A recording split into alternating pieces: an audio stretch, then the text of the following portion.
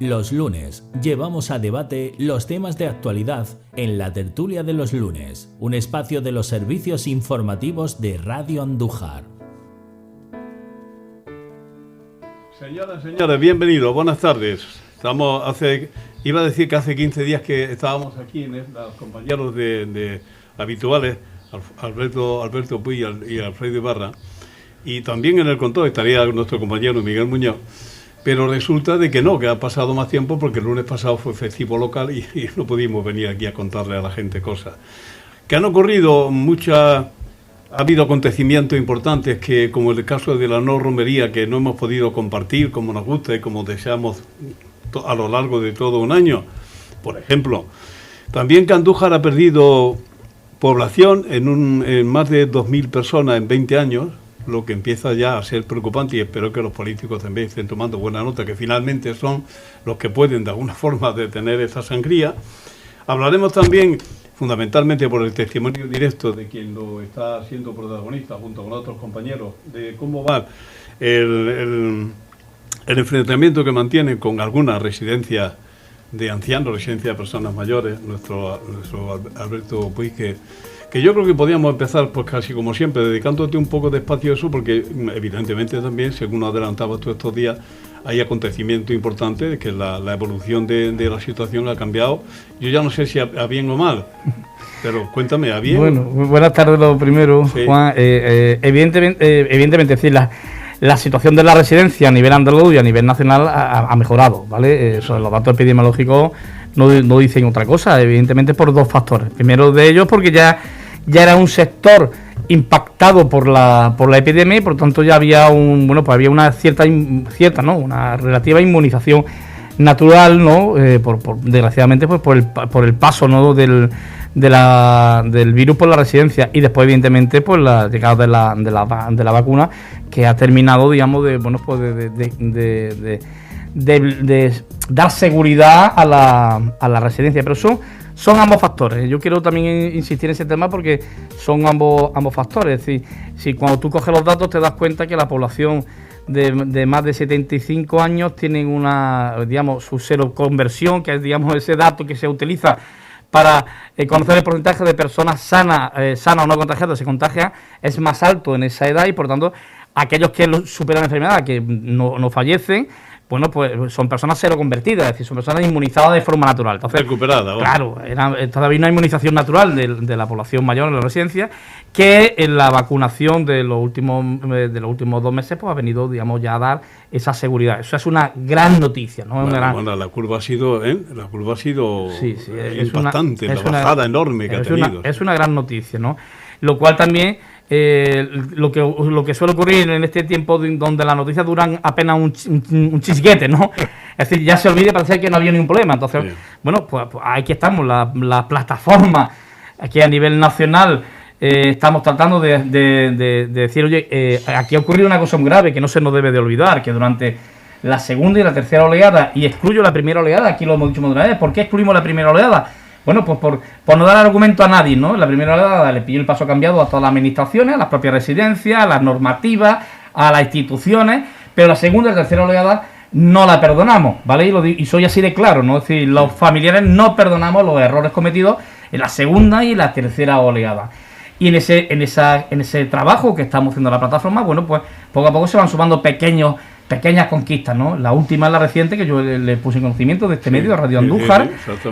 Bueno, porque el defensor del pueblo nos ha comunicado una extensa carta de respuesta donde, digamos, de alguna manera nos viene a decir que coincide plenamente con nuestras peticiones, con nuestros objetivos, e incluso que ellos son, digamos, la institución del defensor del pueblo es una institución entregada a apuntar a la residencia como lugares vulnerables, no ya desde la pandemia, sino desde atrás de la pandemia. Muy bien. Me ha agradado el que nos han repetido, mire usted, que nosotros como defensor del pueblo llevamos ya 7-8 años diciendo que es un sector estresado, es un sector desbordado, un sector vulnerable, mal atendido, y que esta pandemia no ha hecho pues nada más que romper las costuras mal cosidas o mal hilvanada de un sistema de residencia y de atención a los mayores, porque ya no la residencia, sino lo que es la propia atención a los mayores, que pues en España pues la verdad no andaba bien, ¿no? Sí, pero encontrar tanta sensibilidad en un organismo de esa... Sí, es muy interesante, porque te puedes pensar que el defensor del pueblo, además,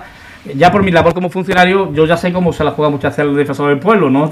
Muchas veces son temas, funcionan de forma burocrática, pero de vez en cuando en algunos casos se detienen con mucho cariño, se detienen con mucha profundidad técnica y jurídica, y este es uno de ellos, ¿no? También es cierto que desde el Senado también se ha preocupado y el Senado ha estado cerca de esta cuestión, porque nosotros se lo hemos derivado al Senado, y bueno, ya hemos tenido las primeras respuestas, ¿no? Junto con las reuniones con los grupos políticos, ya nos hemos reunido con el grupo político del PSOE, lo dije en estos micrófonos, con el grupo político de Andalucía, se nos ha prometido del PP y de Ciudadanos que se van a reunir con la plataforma. Bien, a la espera estamos, es decir, está clarísimo que no somos una plataforma al uso, porque somos la única plataforma a nivel andaluz que hemos denunciado no solamente a la residencia, sino también a responsables políticos de la Junta de Andalucía, que yo lo digo una y otra vez, pero no es por nada, porque entendemos que en la segunda y la tercera oleada ha habido responsabilidades tecnócratas y políticas. En este caso en Andalucía, como las competencias están trasladadas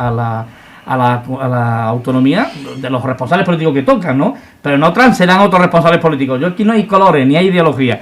Por eso la plataforma decidió en la demanda que interpusimos ante la Fiscalía de Jaén, 2 demandas, repito, que fueron admitidas las 2. Esto no significa nada más que hemos suscitado el interés de la Fiscalía para investigar, ¿no?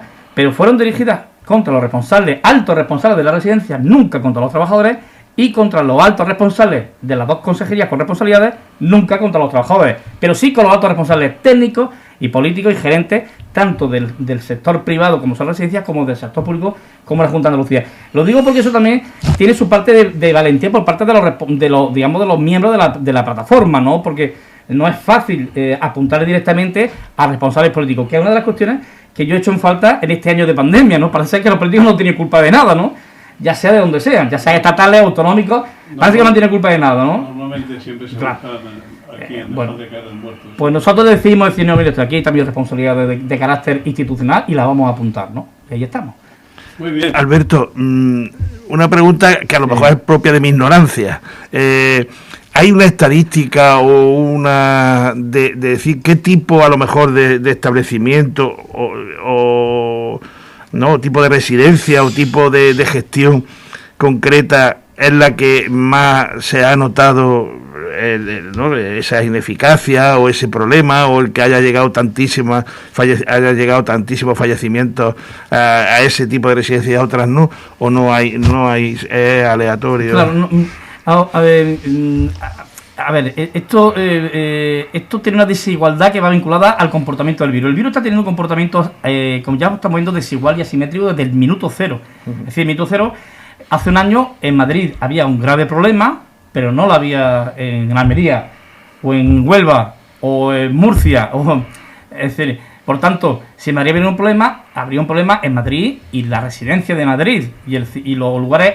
digamos, de alta densidad de población. Es decir, el virus se ha ido moviendo por lugares de alta densidad de población a nivel general como a escala más pequeña. Es decir, ¿por qué Madrid sostiene todavía, igual que Cataluña o el País Vasco desde el principio, una alta tasa de cero conversión? Y vuelvo al término de cero conversión, porque también bueno que esos términos bueno pues vayan circulando, vayan fluyendo. Se vayan haciendo. Claro, sí. Porque son espacios bueno pues de mucha movilidad, de mucha dinámica, de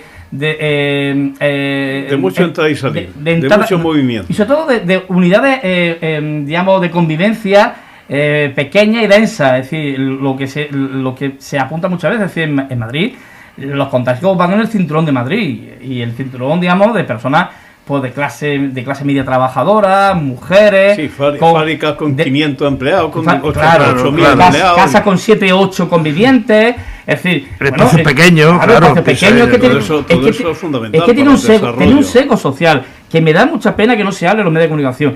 El virus ha dañado a las personas más vulnerables, pero no solamente a los mayores, sino también a las mujeres trabajadoras, a mujeres que son esos trabajos que digamos que no se quieren hacer, que se lo suelen hacer personas bueno, pues de origen extranjero, de origen latinoamericano, es decir, mujeres que se están buscando la vida en trabajos más remunerados, en trabajos, como está diciendo Juan, de muchas personas trabajando juntas, con malas condiciones laborales. Es decir, en España se da todavía esa circunstancia de trabajo. Pero eso no lo está diciendo Alberto Puy, lo están diciendo los datos, lo están diciendo los estudios de seroconversión, las encuestas nacionales.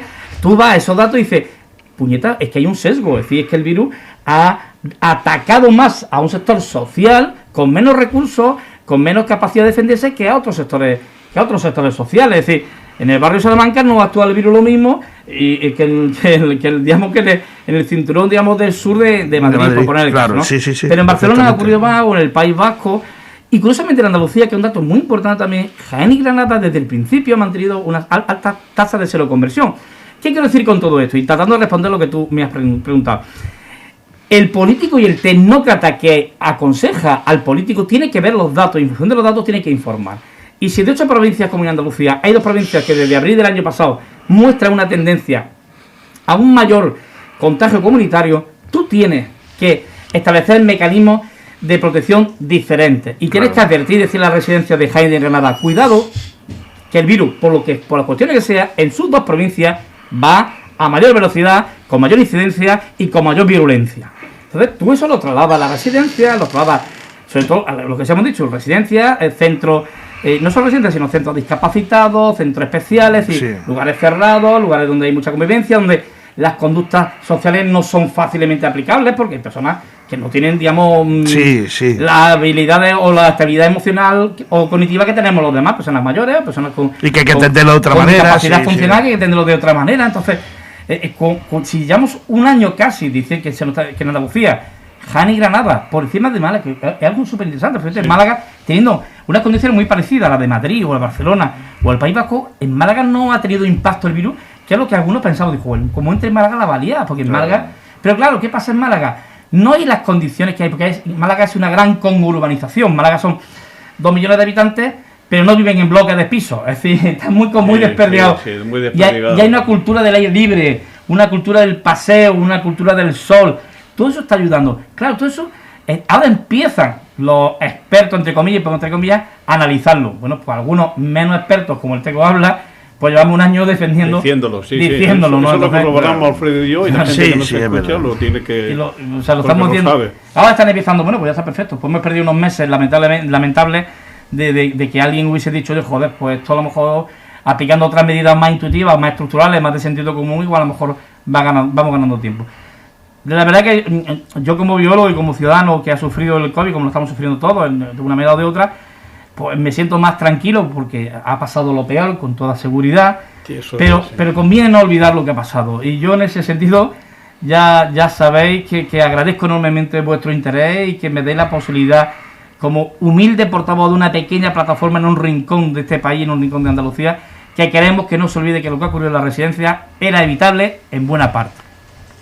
Sí, porque si hablas de residencia en Madrid, concretamente, con toda la literatura que ha generado, la cantidad de tinta, los ríos de tinta que se ha llevado, y los comportamientos que han tenido algunos políticos, que ha sido demencial, por no calificarlo de otra manera, la verdad es que lo de la pandemia, en definitiva, lo que tenía que aprender el ciudadano es que cuando deposite su confianza en quien cree que se lo merece, que tenga en cuenta este tipo de defectos de fábrica, porque la incompetencia ha sido tal, la presión y la indignidad de otros ha sido también terrible, que todo eso evidentemente ha contribuido al descalabro que ha habido y que mucha gente ha fallecido precisamente por eso, por las presiones absurdas que hemos tenido y que no han dejado trabajar a los que tenían que trabajar. En este país se cuestiona todo, se cuestiona tu opinión, la mía, la de todo el mundo, porque como decía un amigo, que por otra parte es muy conocido, tampoco se lo inventó él, hay 40 millones de seleccionadores nacionales de fútbol, ¿no? Y cada uno tiene una opinión y eso es lo que hay. El problema es cuando los medios de comunicación, sin comillas, se venden. Y entonces, amigo mío, la cosa cambia mucho. Y hacen altavoces y portavoces. Hace muchísimo daño. Sí. Yo insisto y agradezco estar en sintonía contigo, Juan, es decir, de esta pandemia hay que hacer una evaluación y los ciudadanos tenemos que ser críticos. Yo sé que es difícil ser crítico porque la emoción nos ha cogido también, ¿no? Y nos ha trasladado mucha emoción. Es demasiado importante como para dejarla pasar sin sacar las conclusiones importantes. Hay que sacar conclusiones. Es decir, esto no ha sido una plaga bíblica. Los escuchantes deben de saber que ha habido gestión y ha habido gestión que no se ha hecho bien y ha muerto gente por una gestión que no está bien hecha. Y yo doy un paso más que en eso, y yo incluyo a algunos expertos mediáticos, es decir, expertos mediáticos que no han sido, digamos, lo suficientemente, no han estado a la altura de eso que defendían, de esa ciencia que debe defender, y se han plegado pues a los intereses del político de turno o a los intereses del micrófono de la cámara que le ponen, porque la vanidad también, como la vanidad también engorda, ¿no? Bueno, entonces, claro, los egos se han desproporcionado. Claro, los egos han salido por todos lados. Y claro, yo cuando escucho expertos y otra vez, este hombre está diciendo exactamente lo mismo que hace un año. A ver, y este hombre o esta mujer, personas que yo he admirado como estudiantes de biología y como personas interesadas, y que para mí se me han caído mitos de los 8 días que salen en la televisión, tan solo uno, el que medio le puedo mantener cierto respeto, el resto, bueno, pues yo estoy diciendo, puñeta, seguir diciéndonos que los ciudadanos somos los culpables. Por favor, que tú eres científico, tú no puedes seguir diciendo que el ciudadano es culpable. O sea, dame otra información, es decir, o por lo menos empieza a regañar a los políticos. Empieza a compartir responsabilidades. Claro, porque realmente todos tenemos responsabilidad. Claro. Por ejemplo, sin ir más lejos, Linares, con su fiestorro aquel de 700 y pico personas, pues todavía están 900 y pico de nivel de infección. Entonces, todo tiene, al final todo tiene una relación, una causa-efecto, evidentemente. Pero también se debería, por ejemplo, yo tengo el caso de un familiar que en este momento, bueno, llegó el viernes, llegó a Inglaterra, a Londres concretamente. Para salir de España, aceptarlo, tenía que llevar una PCR de los dos. Al llegar allí, en el aeropuerto se hizo otra.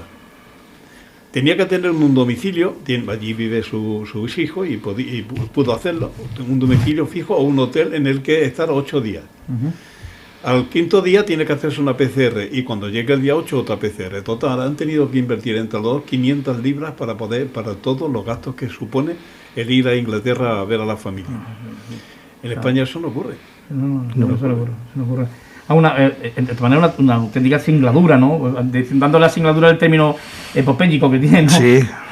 O sea, yo creo que ni tanto ni tan calvo, pero apunta por lo menos a una decisión política clara de ese gobierno, de decir, aquí se pone claro. Vamos a poner aquí algo, ¿no? Nosotros, me refiero, el gobierno de España ha decidido hace 4 días lo de los indios. Los indios, sí. Los hindúes, que venía ya avisando con tiempo. La variante, por lo visto, es súper contagiosa, mucho más que la brasileña, por lo visto. Entonces, ya se ha decidido, ya sabemos que hay unos casos en los puertos, bueno, tú ya sabes que vivo por la zona de Viga, y en el País Vasco también hay otro, y entonces parece que están controlados. Y en el momento en que se dijo, los vuelos que provengan de allí no pueden entrar, no pueden acceder así fácilmente, pues también me pareció, pero eso se pudo hacer antes también, y no se hizo. Por eso digo que a veces... Evidentemente ha habido decisiones erráticas. Es decir, el cerrajón importantísimo hacia los ciudadanos del país y la apertura hacia lo de fuera no tenía mucho sentido. Aunque Fernando Simón dijera, es que no es lo mismo que vengan 2.000 franceses que 200.000 españoles moviéndose. Bueno, no es lo mismo, o sí es lo mismo. Pues sí es lo mismo. Con una diferencia, que tú los 200.000 españoles o 20.000 españoles que se mueven, conoces perfectamente su cero conversión. Es que insisto, yo por eso yo culpo mucho a los que toman decisiones arriba, técnicos y políticos, porque ellos tienen muchísima información científica y epidemiológica que yo me meto en ella, hay que rebuscarla, y cuando la encuentro digo, joder, qué cantidad de información más interesante para tomar decisiones. Y cuando tú ves esa información, insisto, por ejemplo, la encuesta nacional de seroprevalencia, que es un documento que yo repito muchas veces, ¿no?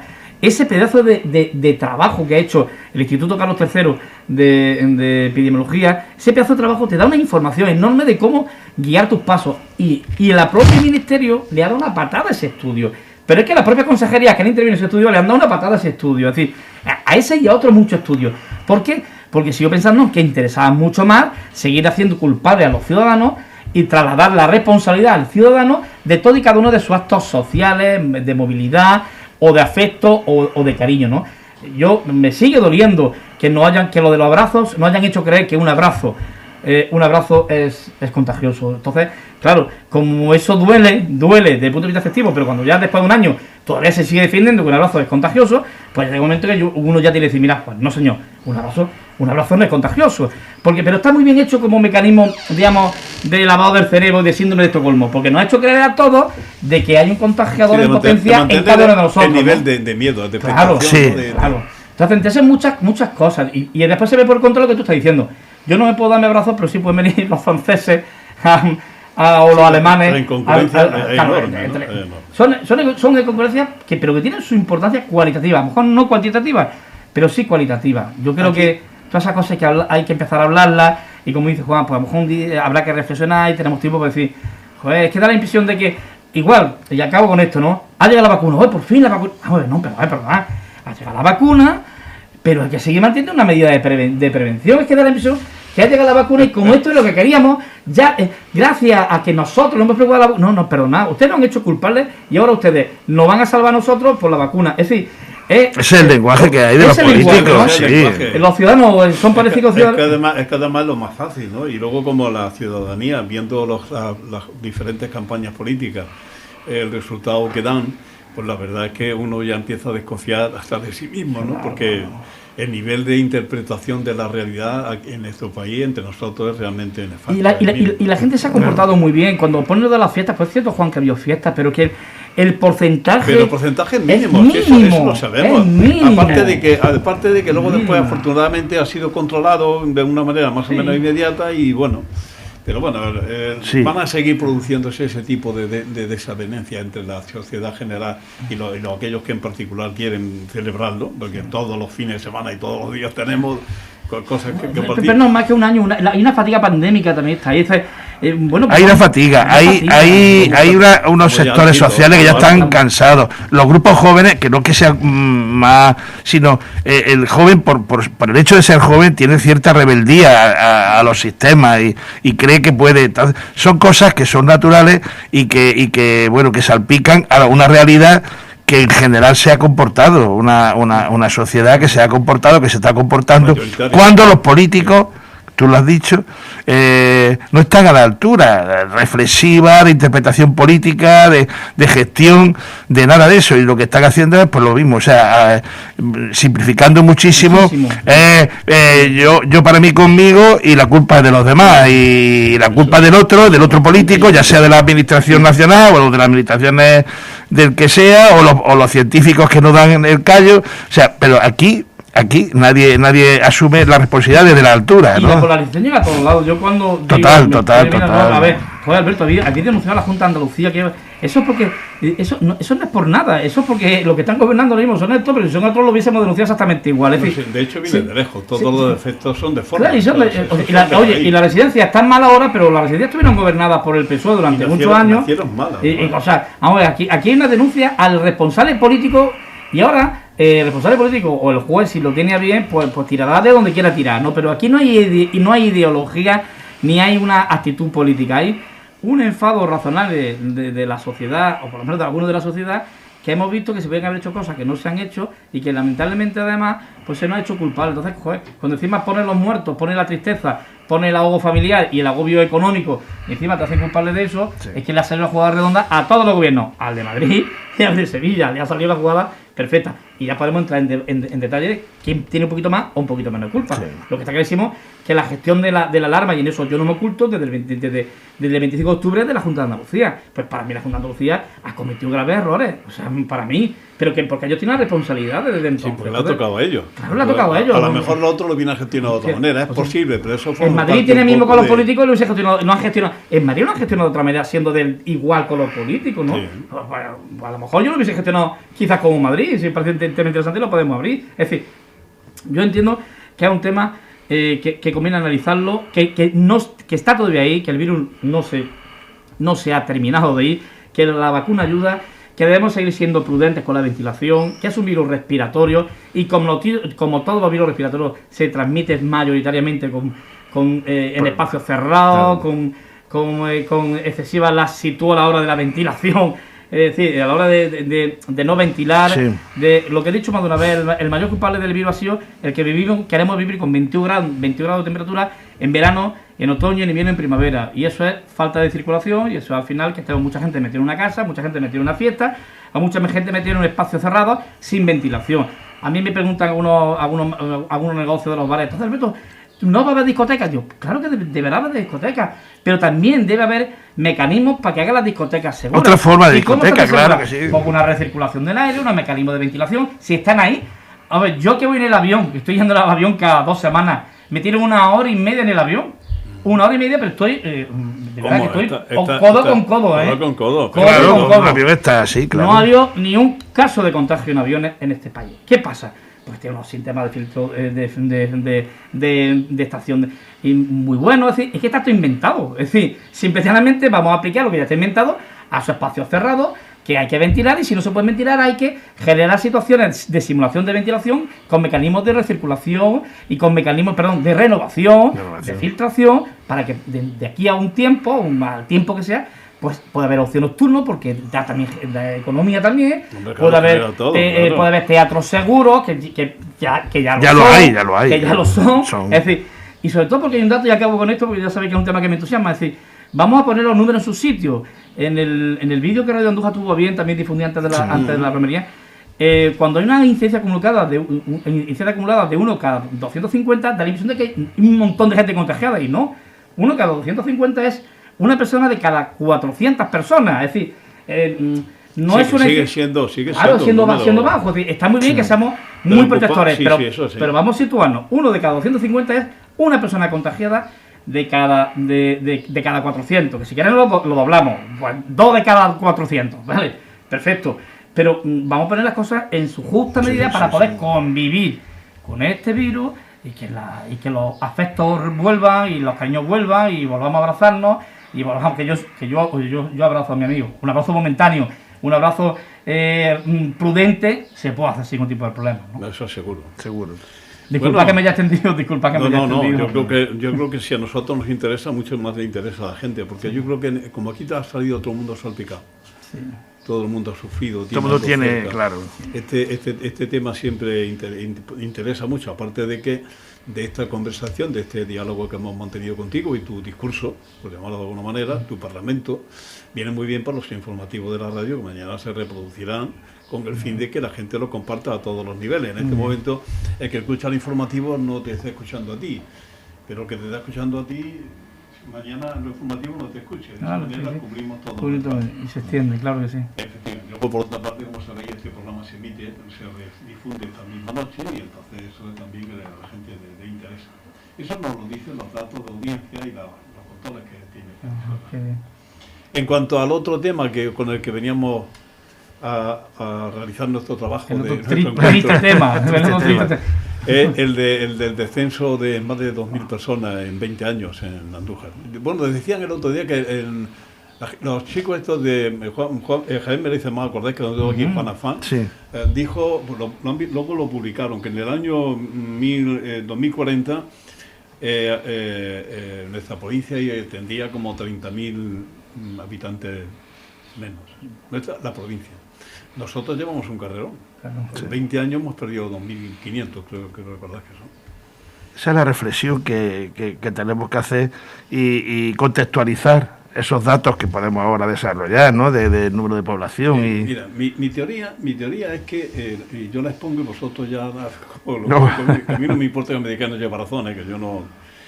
Para empezar, el problema es político, evidentemente, ¿no? El problema es político porque no se han preocupado. Todo el mundo va tirando hacia el mismo sitio a engrandecer su ciudad como creen que, desgraciadamente, tienen una idea compartida que a mí me parece absurda, que es hacer una ciudad muy grande a costa de reducir los servicios de los otros y empobrecerlo a todos los niveles. Menos vivible. Efectivamente. Sí. Lo único que hacen es vivir en una urbe enorme, repleta de polución, con unos problemas de servicios públicos extraordinarios, en los que todo el mundo tiene prisa y en los que la deshumanización hace que la gente pierda mucho la cabeza. De hecho, los suicidios y todo lo demás, todo lo que tiene que ver con los paranoias y demás, evidentemente está siempre en las grandes ciudades, que son donde se sufre estas cosas más, porque la gente, no todo el mundo lo asume, ¿no?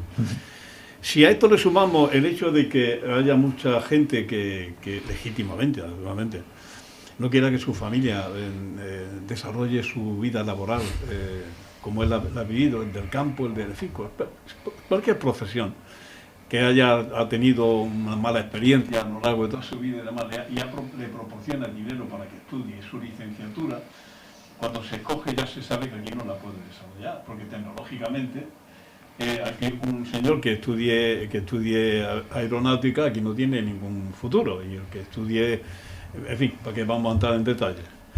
Eso también. Luego el hecho de que el Estado, porque antes teníamos un culpable, un responsable, que era el que se organizaba de organizar todo. Por ejemplo, para que no, de toda la vida se ha dicho, y es un hecho, que para que no molestaran mucho, porque eran muy reclamadores, muy reclamantes, estaban todo el día pegando voz y amenazando, los vascos y los catalanes se lo han llevado todo. El resto de España, que ha sido siempre no más sumisa, sino más consecuente, más solidaria, claro, lo que ha hecho ha sido que la han castigado a todos. Entonces la desproporción industrial de una zona y otra es terrible. Problema, que siguen abriendo la boca y no paran de llegar empresas allí. En Cataluña se han ido 4 o 5.000, pero no paran de volver otra vez a llenar aquello y tal. Luego, afortunadamente,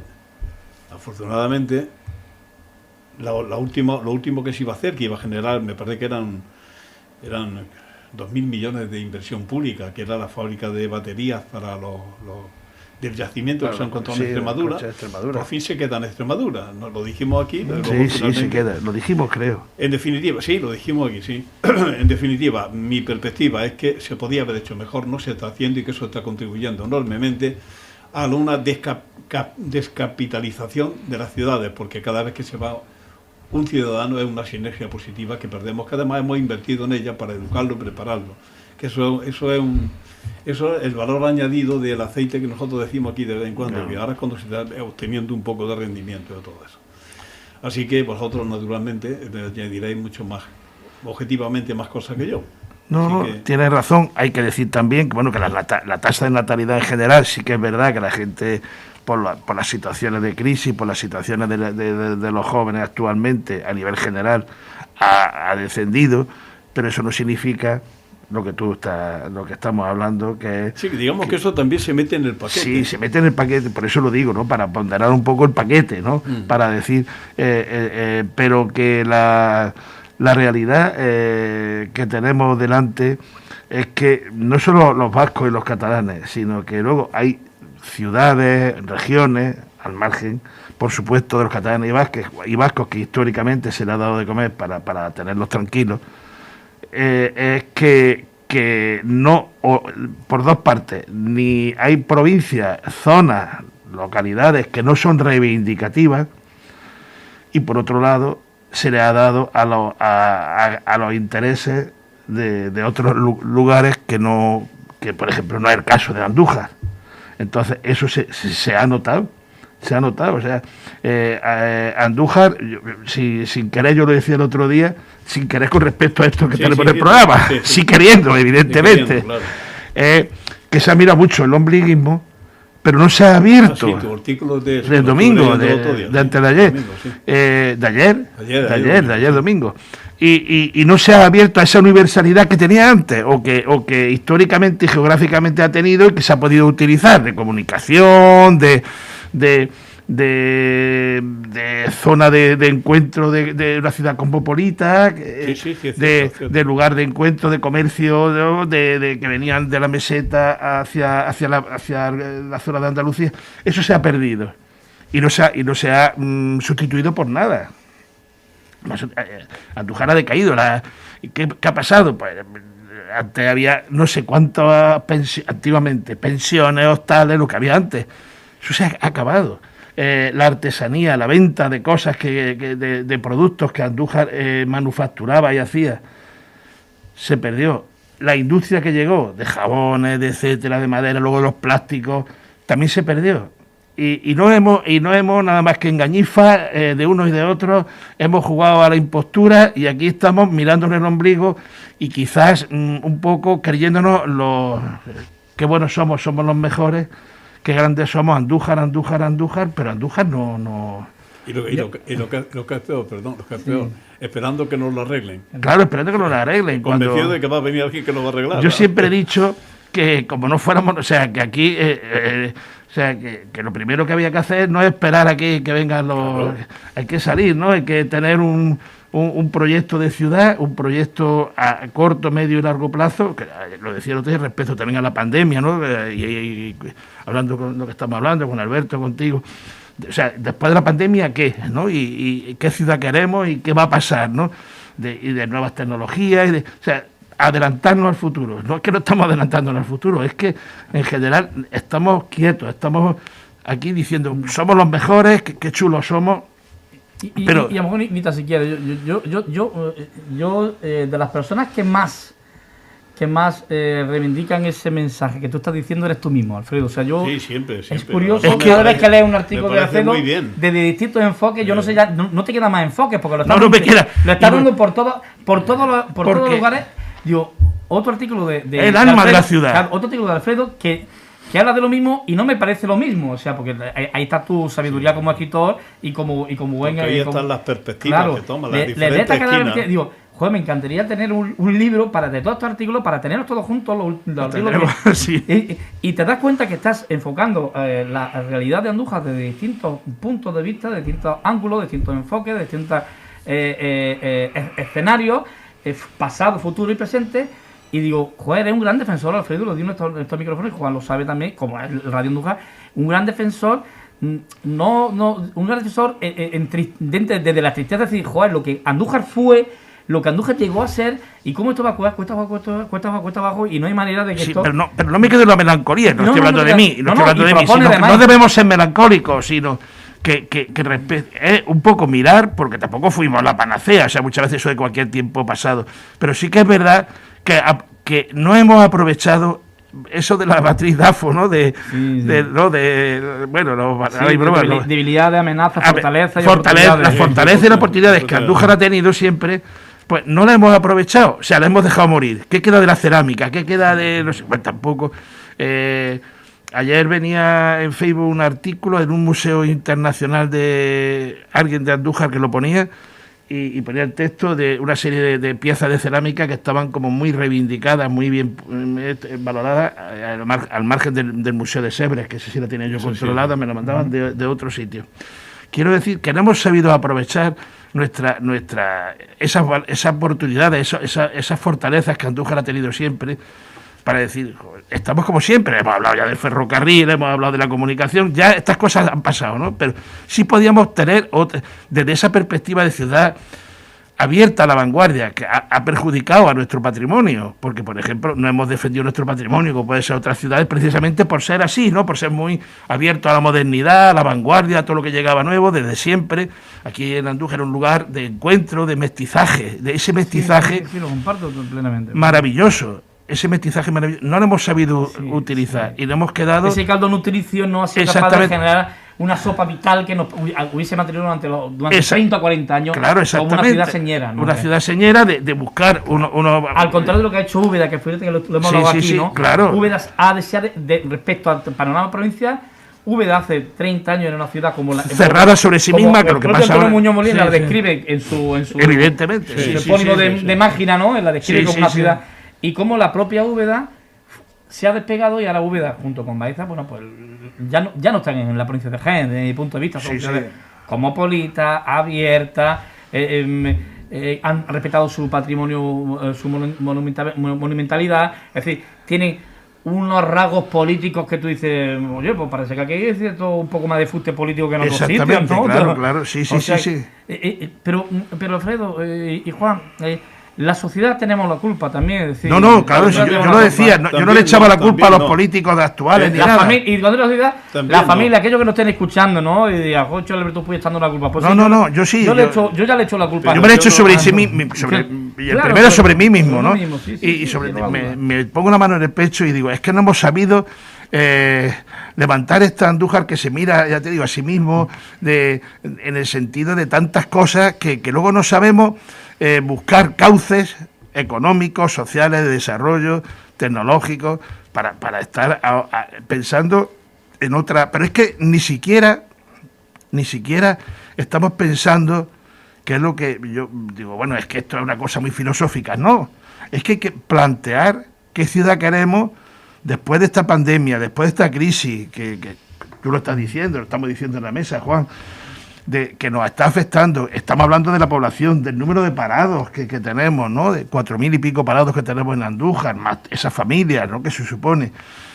Y sobre todo, ¿qué sectores? O sea, estamos hablando de estos jóvenes nuestros que van a estudiar o están estudiando, cualquier cosa. Claro, pero ¿Dónde van?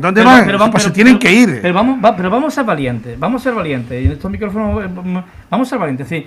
Hay 4.000 parados, 3.000, 3.500, ¿vale? Y yo a lo mejor a muchos de esos parados le diría, ¿usted qué es? Es decir, es que eso es muy importante claro, también. No. Que lo que no puede ser aquí, que como yo soy parado, ahora mismo acuda el Estado y el Ayuntamiento a mi ayuda. No, vamos a ver. No, yo lo estoy diciendo, claro. Usted tendrá una responsabilidad como ciudadano. O sea, ¿usted qué ha hecho en su vida para encontrarse con 40 años parado y no encontrar trabajo?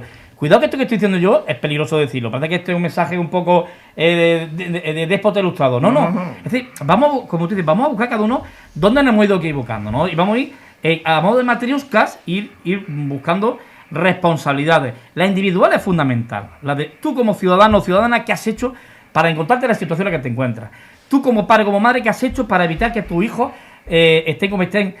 Tú como hijo, ¿qué estás haciendo para tú eso? Y después, tú como responsable del clan familiar, ¿qué estás haciendo? Tú como profesor, ¿qué es lo que estás haciendo? Tú como concejal, ¿qué estás haciendo? Y así vamos a ir. Y ya por sectores, como comunidad, o sea, como comunidad educativa, ¿qué estamos haciendo? Como comunidad tal, ¿qué estamos haciendo? Es que todo, tenemos que ir todos, es que, insisto, yo huyo ya del mensaje lastimero, victimista, y digo, pobrecito, aquí ya tenemos la culpa todo el mundo. Eso es muy socorrido, pero no sirve. Y encima, habiendo medios, que yo también lo digo, joder, es que hay medios como este medio, Radio Andújar, que dice verdades como puños, que da consejos, que Juan por unos... Claro. Juan hace una labor de búsqueda de empleo que te caga. O sea, tú buscas cada oferta de empleo que yo digo, me cago en la leche, chiquillo. Que te haga uno de decir, si te haga uno de llamar porque son jugosas, son suculentas. Pero hay un trabajo que está haciendo Juan como medio público que es interesantísimo, digo yo, con la cantidad de este esfuerzo que está haciendo este medio, y cómo que la gente no termina... Yo lo he dicho más de una vez, yo no encuentro profesionales, no hay en Andújar jardineros, no hay en Andújar empleados trabajadores forestales, no hay en Andújar electricistas, no hay en Andújar fontaneros, no hay en Andújar instaladores. Vamos, ¿eso de quién va a ser la culpa? A ver si va a ser la culpa también de Pedro Sánchez, o de Bonilla. Ya tendrá que ser también del que a lo largo de su vida tiene que tomar unas decisiones vitales y personales y diga, coño, que tengo 27 años, 28 años y no tengo nada por delante por atrás, pues voy a meter minutos de mecánico y me voy a hacer mecánico, aunque sea con 27 años. Por ejemplo, digo por caso, ¿no? Y además, desde la lógica y lo práctico, no se puede ser todo, no todos no podemos ser médicos ni abogados.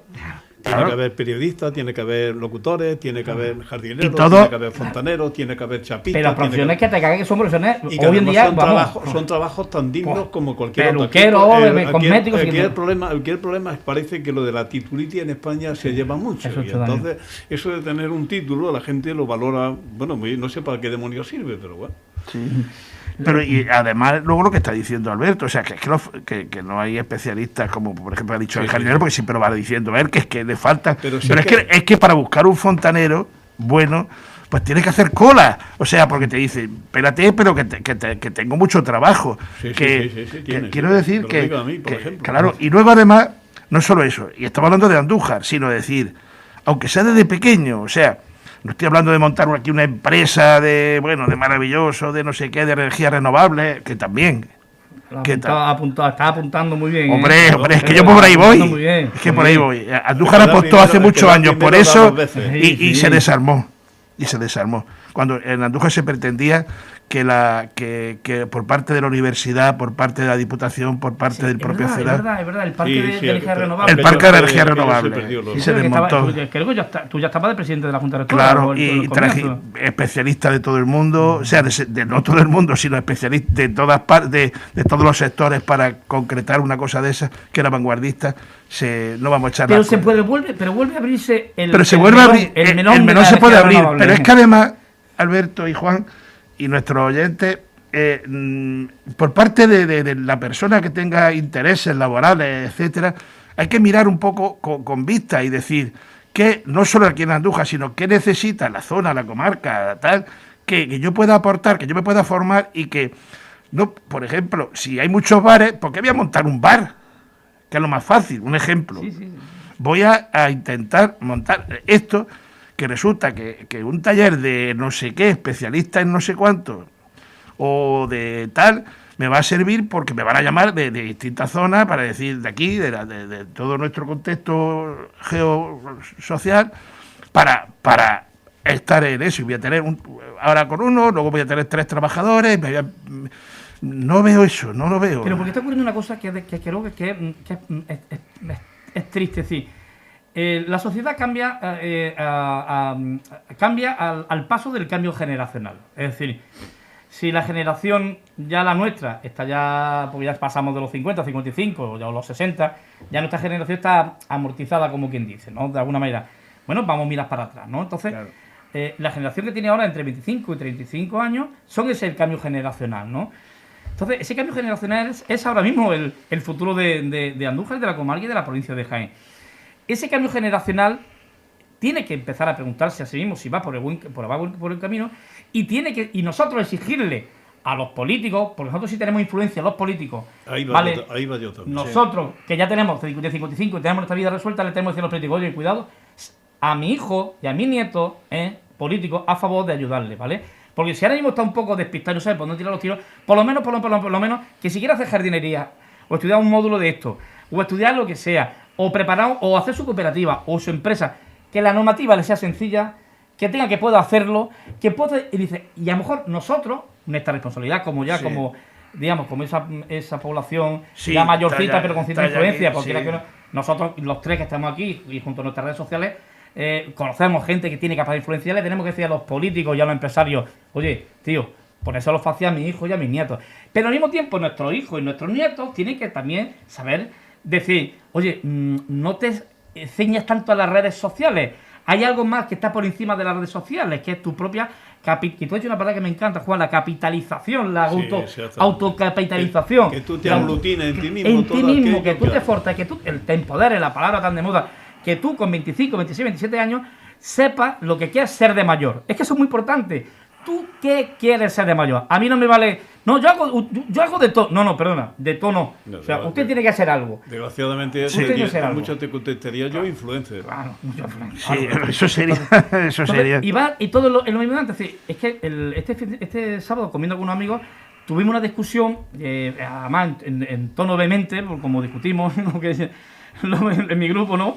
Pero muy productiva, ¿no? Donde me decía a mí, Alberto, tus hijas son pequeñas y tú no te enteras de una cosa. Las redes sociales nos han trastocado los padres de 55 años, no han trastocado los vértices o los parámetros o los ejes donde nos movíamos. Yo digo la base. La base. Incluso que es peor todavía que dice, todo. Claro, dice, yo tengo, claro, estoy hablando de amigos que tienen su hija 20, 29, 22 años. Dice, Alberto, que están estudiando en la universidad, que están estudiando y que están, voy a hacer una palabra coloquial, apoyargado, ¿vale? Una palabra que está es un lenguaje coloquial magnífico. Sí. Es una palabra coloquial, lo que he utilizado así, para que se me entienda, ¿no? Para esa descriptiva, es decir, están en otro mundo, están estudiando y son responsables, son niños buenos, pero no están mirando hacia su futuro como profesionales, porque lo tienen engargados con las redes sociales, que también la palabra que yo quería buscar. Engargado, ¿no? Pero es bonita, es bonita esa palabra, Alberto. Pero, y Juan, pero estamos hablando de eso, pero también para que esos jóvenes piensen en sus cosas, para esos jóvenes que están fuera, muchas veces es complicado porque trabajan para empresas que están fuera, pero que pudieran venir o que puedan tener la posibilidad de crear ellos su propia empresa, crear su propio... Tenemos que también, y ahí ya sí hay una responsabilidad, pero no de los políticos de ahora, porque esto venimos de una inercia, de hacer de Andújar, vuelvo al principio, de esta segunda parte del coloquio nuestro, de nuestra maravillosa tertulia, es el que Andújar equilibre las perspectivas, abra aire, abra ventana, ahora tú que a nivel de pandemia hablamos, abra ventana, abra puertas, se universalice más, tenga otra perspectiva, se deje menos de ombliguismo, menos de chauvinismo, menos de ¿Pero cómo se hace eso, y, Alfredo? Eso, pues se tiene que hacer, porque hay... ¿Cómo se abre la ventana? O sea, eso no se hace en una noche, ni que nuestro alcalde se siente con 4 personas importantes, aparte de los políticos, vamos, digo significativas, importantes, significativas de distintos sectores. No, eso se va labrando, pero hay que empezar a labrar, porque hay que hacer otra ciudad vivible, no solo urbanísticamente, que ya se están haciendo cosas, o defendiendo el patrimonio, que evidentemente... movilizar un espíritu local, como tú has dicho lo de Úbeda, o sea, se ha creado un espíritu que es que ahora gusta, y muchas ciudades les pasa eso. Entonces hay que crear ese espíritu donde igualemos muchas cosas, donde no se nos note la caspa tanto pero de muchas cosas. Hay que fortalecer la sociedad tiene que pedir, claro, tiene que pedir y tiene que recibir. Que yo a fuerza de ser didáctico lo estoy diciendo ahí. Esa es la gobernanza. Claro, la gobernanza. Esa es la gobernanza, claro. Que la sociedad también Claro, aporte. Los políticos y los empresarios de fútbol tienen que apoyarse en la sociedad también, pero la sociedad tiene que hacer proposiciones, es decir, insisto, yo que trabajo en el ayuntamiento, claro, como responsable técnico de un área importante, un área grande, con mucho y muy transversal, de verdad no se reciben apenas propuestas, es decir, no se reciben propuestas, y estamos hablando que las propuestas son las que te hacen a ti testar cómo va la sociedad, ¿no? Pues claro, es decir, ¿cuántas asociaciones hay en Andújar? Pero asociaciones de verdad, muy pocas. El movimiento asociativo es muy flojito. Porque en Andújar, y no estoy hablando ni siquiera de los políticos de ahora, se ha ido segando el espíritu asociativo hace tiempo. Pero ya no, pero de un año para acá no hay ese espíritu un poco de maquiavélico de hace 20 o 25 años, donde algunos políticos que tenemos en la mente, que muchos que nos escuchan ya ni se acordarán, ¿no?, que trataban de llevar ese movimiento asociativo hacia su granero. Tú lo estás diciendo. Pero ahora mismo no, ahora mismo yo creo que pero, no. Claro, eso... No hay esa... Porque, ¿no? Porque el espíritu, en general, tú lo has dicho, estamos encargados con las redes sociales, con otras cosas. Que nos atonta, ¿no? Que nos atonta. Pero especialmente Andújar vive también una... Yo creo que en muchos sitios, pero que en Andújar, concretamente, más especialmente... En Andújar estamos como muy anquilosados o inanes, ¿no?, sin espíritu, sin pusilánime, en el sentido de a mí no me meta en problemas. Yo voy a mis cosas, funciono con mis tapitas, mi romería, mis 4 cosas, mi feria o lo que quiera. Y no, entonces, eso de asociación, sí, estupendo, para dice, tú vente, vamos. No, yo ya no puedo, yo no. O sea, entonces eso se tiene que crear. Estamos hablando, eso viene de educación, eso viene de la cultura, eso viene de que en los colegios movamos ese espíritu. Eso es a largo plazo o a medio plazo. O el que ya hay modularlo, es decir, porque hay un tejido asociativo en torno a la Semana Santa y la romería, que a lo mejor hay que darle otra otra inercia, ¿no? Claro. A mí me encantaría que las cofradías y aquí en esta mesa se sientan auténticos sabios, ¿no?, del tema de la romería. Sí, es cierto. Pero aquí lo que se sientan aquí son gente de mucha cultura, con mucho compromiso y que hacen cosas. Pero el resto de la sociedad, entonces, sin desdeñar al resto de la sociedad, a mí me encantaría que se debatiera sobre el origen de la romería, se debatiera sobre lo que ocurrió en la Guerra Civil, pero desde las cofradías, o sea, que las propias cofradías, las propias peñas le dieran una pátina cultural y digamos, etimológica o antropológica o sociológica a la propia romería. Eso sería un puntazo alucinante. Hombre, es que el tema de la romería, volvemos a lo mismo. Ellos van a otra cosa. Eso no quiero decir que están para otra cosa. Y ese es su papel, su rol es ese, y no quieren salirse de ahí, porque si yo tengo que resumir, porque además nos tenemos que ir ya mismo, si tengo que resumir un poco vuestra conversación, lo que está claro es que los dos estáis pidiendo finalmente lo mismo. Totalmente. Si la sociedad no se involucra y le pide al que vota, yo te voto a ti, y a partir de ahora yo no quiero saber nada más que en la barra de debate voy a criticar porque no he hecho lo que yo te dije que iba a hacer, ¿no? No, eso... Si la sociedad porque es muy difícil conseguir la unanimidad en algo tan etéreo e imposible, ¿no? Pero sí conseguir a través de asociaciones de cualquier tipo, conseguir que el político esté permanentemente pendiente de esa gente que no para de decirle esto y además le demuestra con hechos que necesita cumplirlo. Pero si el político el político, el hombre, o los hombres, o las mujeres que trabajan... Yo recuerdo que el año, creo que fue la legislatura pasada, se consiguió terminar la ciudad que se supone que queremos, el plan estratégico de Andújar. Costó terrible terminarlo, allí no iba nadie a la cita aquella. Claro. ¿Me entiendes? Eso es lo que luego después, de a nosotros lo que nos gusta es luego la retaguardia o la barrera, criticar todo lo que se hace. Lo que se decía antes la vara del bar, Juan, ahora estamos un poquillo con lo de la pandemia, pero nosotros no hemos dado mucho. Sí, pero los foros cerveceros no sirven para nada. No sirven para nada. Porque además la tercera cerveza ya no sabe de lo que está hablando. Ahí está. Entonces, a todos nos pasa. Sí, no, pero quiero decir que lo suyo es que la gente se tire, no a la calle a pelearse con nadie, pero sí que se reúna donde se tiene que reunir con el fin de conseguir que su objetivo se cumpla. Y si usted tiene problemas, que los tiene, de dónde va finalmente mi hijo dónde se va a colocar o mi hija dónde va a desarrollar su trabajo, pues usted tiene que decirle al político que le está rigiendo, que al que tiene más cerca, que ya se encargará de llevarlo donde lo tiene que llevar. Oye, que yo tengo allí 5.000 personas que me están diciendo esto y yo no sé cómo voy a salir de aquí, porque además lo entiendo que es justo y tal. En el camino no hemos dejado que aquí se podía sacar la gente el carnet de conducir, que como ciudad de servicios, pues hubiera muy bien a determinados negocios hoteleros, ¿entiendes? En fin, un montón de cosas que nos hemos dejando por el camino y que nadie vuelve a pedirlo. Y entonces aquello era de la época de, yo qué sé, de Mari Castaña. Claro, estaba yo recién venido aquí. Pero hay unos pequeños brotes verdes, por decirlo de alguna manera, que es el campo, digamos, y nunca me lo he dicho, el campo de la naturaleza aquí en Andújar, que algún empresario lo está de forma intuitiva lo está llevando adelante, ¿no? O sea que... Pero a mí lo que me llama la atención, y perdona, es que se está haciendo, no por culpa pero se está haciendo a espaldas de Andújar, de la ciudadanía de Andújar. No sé por qué demonios no participamos todos en ese tipo de cosas y que la gente lo conozca. Pero ahí, a lo mejor donde ahí donde sí entra el político, dice, oye, que Andújar, que la estamos situando, la estamos proyectando a nivel europeo, claro, como un centro mundial de la naturaleza. Pero es que lo es. Claro. Es que lo es, y lo que hay que hacer es ponerlo en el escaparate mundial, pero es que lo es. Viene muchísima gente. Si tú hablas con los hosteleros y te dicen que aquí los que vienen son los que vienen a hacer fotografías y los que vienen a pegar tiros. Pero esa gente deja dinero. Y además, luego tienen, sobre todo el que viene a hacer fotografías, que es más ecologista, ese viene y luego lo propaga al mundo, con su trabajo y con lo que cuenta. Hablando de contar, nos tenemos que ir. Así que 1 minuto para cada uno. Venga.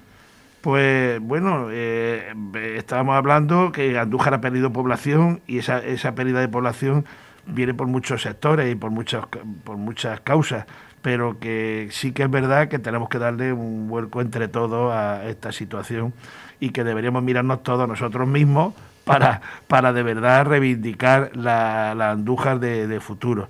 Y vuelvo a insistir en una cosa, no podemos cerrar los ojos a que cuando termine la pandemia todo se abra, todo siga igual y nada, sigamos igual, ¿no? Es momento porque las circunstancias dicen que las crisis son momentos también para oportunidades. Pues de oportunidades para regenerar el tejido social, económico, humano, el alma de Andújar y darle un vuelco esencial que lo necesitamos, pero ya necesitamos fundamentalmente empezar ya a largo plazo. Pues yo en mi medio minuto yo me permito, y lo voy a hacer con todo el cariño del mundo, le digo con toda la franqueza, que yo cuando escuche que si tienen hijos en edad de estudiar, que los padres se preocupen de que sean profesionales, de lo que sea, pero que se preocupen de que sean profesionales, que se preocupen de que lean, que se preocupen de que adquieran cultura y de que al mismo tiempo ese padre al mismo tiempo le exija a los responsables políticos que su hijo se tiene que quedar en Andújar. Y esa es la parte del político. Y la parte del padre es la suya. Y la del político es la suya. Y acabo diciendo, nos queda pandemia, ventana abierta, ¿vale? Prudente distancia y a abrazarse con prudencia, pero abrazarse, que no pasa nada, ¿eh? Pues bien, señora, hasta aquí hemos llegado. Hemos documentado lo que hemos podido y de los temas que hemos traído. Les prometemos volver con otros diferentes para seguir compartiéndolo con ustedes. Muchas gracias, buenas tardes.